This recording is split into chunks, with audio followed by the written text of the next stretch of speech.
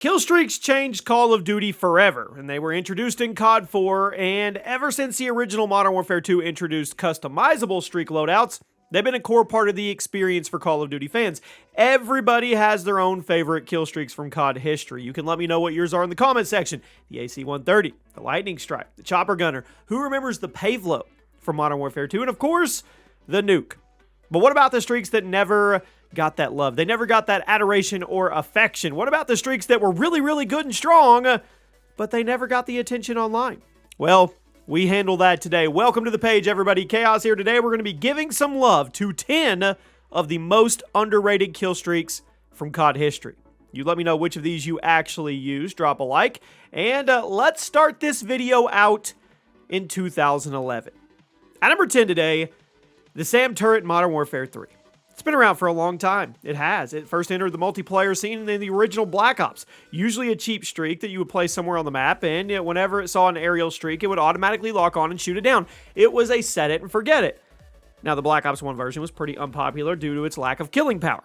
The Modern Warfare 3 version was much better, far more underrated. It would cost you 8 points in the support package, and it was powerful. This version had unlimited ammo.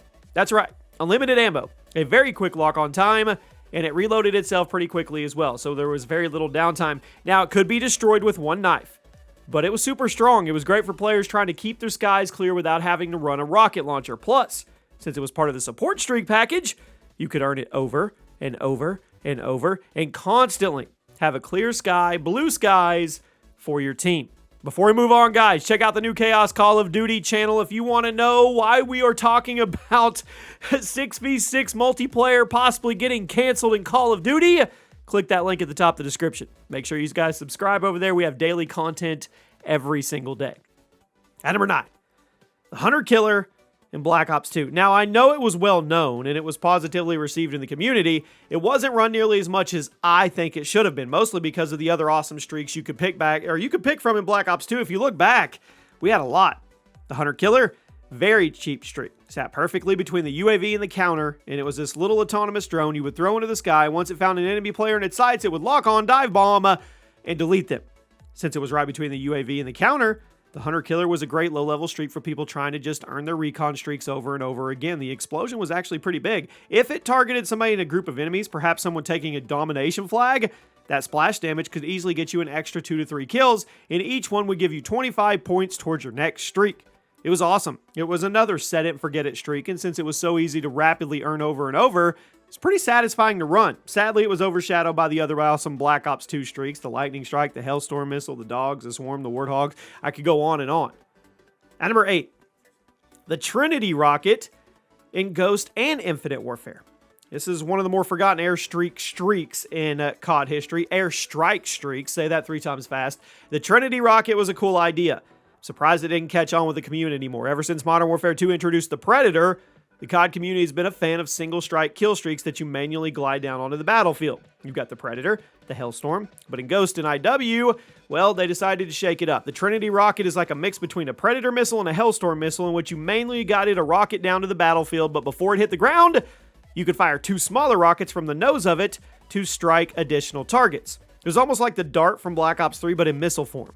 Personally, I think it was pretty cool. But due to the low popularity of streaks as a whole in Ghost, it was largely overlooked. Then it came back in IW, but hardly anybody was paying attention to the entire game, so the community once again forgot about the Trinity Rocket. I thought it was pretty awesome, but I guess the community didn't really feel like it struck a chord with them. I want to see it come back in the future. I thought it was underrated. I did. At number 7, the Flame Knot in Vanguard. I think this is one of the coolest kill streaks in the entire history of Call of Duty, and that's saying something. A lot of people thought it was super underwhelming to use.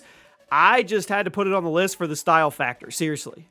I mean, in practice, I think the Flame Knot is better than a lot of people initially thought in Vanguard. For those that didn't play much of the game, it's basically a jug with a flamethrower, and it unlocked right at the start of Vanguard's multiplayer.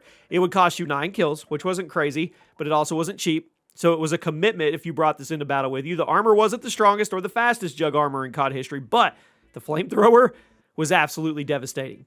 It could get you some serious kill streaks on smaller maps like Shipment and Dome. You could clear out rooms. I know some of you may think it sucked and it was the worst juggernaut in COD history. Even if that's true, it's still a decent streak. Super satisfying, easy to use, super powerful if you know how to play to its strengths. A lot of people seem to think the Juggernaut is a good streak for running around the open and firing wildly at people, but that's just not the case. The Juggernaut is an area denial streak, and blowing away anybody who dares charge your position or burning them, I thought it was pretty cool. At number 6, the care package in Black Ops Cold War. Now, the care package is a staple of Call of Duty, and ever since it was introduced back in MW2, it's returned in every single COD multiplayer experience. Now, the original loot box has been up and down throughout the COD history years, but its popularity is usually dependent on two things: the cost and the reward. Different COD games have different chances at getting high-tier streaks in their care packages, and some of these games even had bonus weapons like the original Black Ops. Due to the bizarre score streak system of Black Ops Cold War, a lot of people passed over the care package because of the cooldown system. I mean, if you're going to call in a streak, you probably want it to be super effective and devastating if you're going to have to wait a certain amount of time before you can earn it again. But that was the thing. The Cold War package, care package that is, was actually solid. The chances of getting something high tier were actually pretty good, and it wasn't hard to earn, especially since your points didn't reset upon death in this game. It wasn't perfect. A lot of people had their valid criticisms of it, the way it actually bounced around after you called it in. But if you were looking for something consistent and rewarding, it was a safe bet. It was a good way to kind of get around the negative aspects of Cold War's streak system by allowing you to get higher tier streaks quicker without the annoying cooldowns that they came with. Now we get into the top 5. Ballistic Vest in Modern Warfare 3. If you were the guy running Vest back in the day, you were my hero.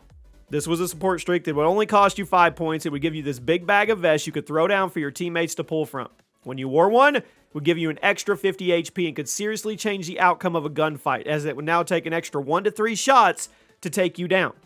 The Ballistic Vest would sit on the ground for a minute or two, give you 50 XP whenever somebody grabbed the goodies too. It could be destroyed by an enemy EMP somehow, I don't know how, but it could. But it was very popular. It would drastically change gunfights. So not only would you shift the tide in the match, you'd also be racking up the XP while doing so.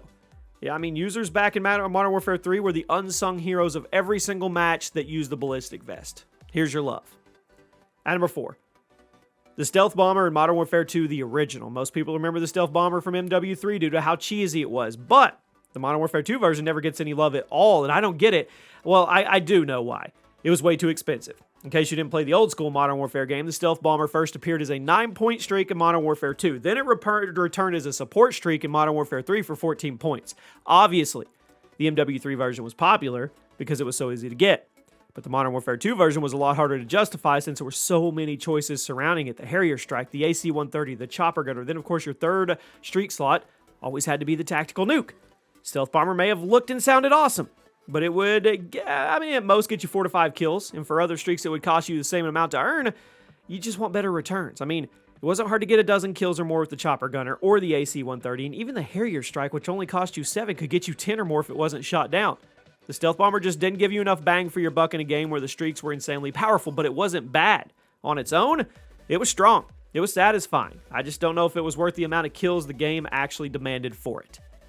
At number 3, the Dart in Black Ops 4.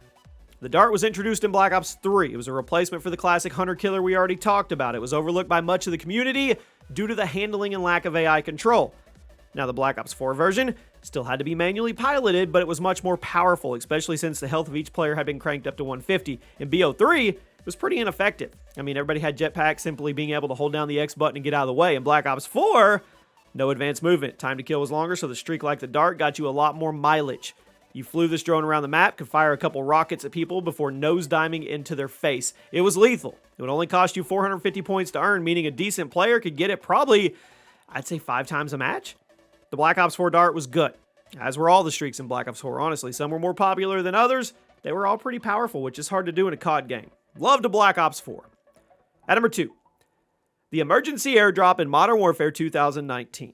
Speaking of games with great streaks, the lineup of Killstreaks in here was insane. You had crazy things like the Chopper Gunner, AC-130. They made a return alongside newbies like the Wilson, the White Phosphorus, the new and improved Juggernaut.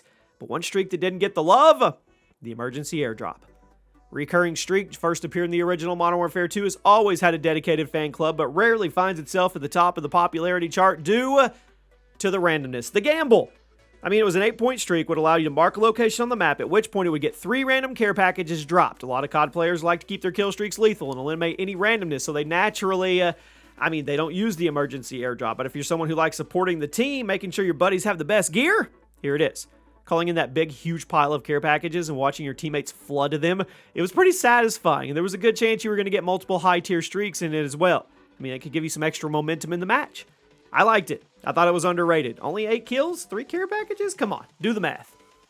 At number 1 today, the Recon Drone in Modern Warfare 3. Hear me out. I said earlier people running Ballistic Vest were unsung heroes. Well, there was one other demographic that deserves love as well. The absolute madmen who ran the Recon Drone. They were legends, and you probably have so many victories on your Modern Warfare 3 account that were completely decided by the Recon Drone players, and you didn't even know it. It's part of the support package. It wasn't very expensive. I mean, you can earn it 5 times or more during a match. This tiny remote-controlled helicopter can manually zip around the map like Crypto's drone in Apex Legends, and you could use it to paint enemies on your teammates' mini-maps in real time. Plus, once an enemy was tagged, you would scramble their mini-map for a decent amount of time too. It allowed you to rack up assists, completely disorient an enemy team. It was honestly one of the best support streaks in MW3, but nobody ran it. It wasn't cool. It was a non-lethal streak. Had to be manually controlled. I mean, I don't know. It just wasn't a winning formula for a lot of Modern Warfare 3 players who wanted to be running around with their assault or specialist strike packages, but the Recon Drone was fun. And if you enjoyed a much slower, methodical playstyle, or you were just an OBJ grinder, it could shift the entire tide of a battle if you were flying one back in the day. I salute all of you that used it. And there you have it, my friends. Let me know where you agree or disagree. Check out the new Chaos Call of Duty channel. Link at the top of the description. And I will see you probably tomorrow? Yeah, tomorrow.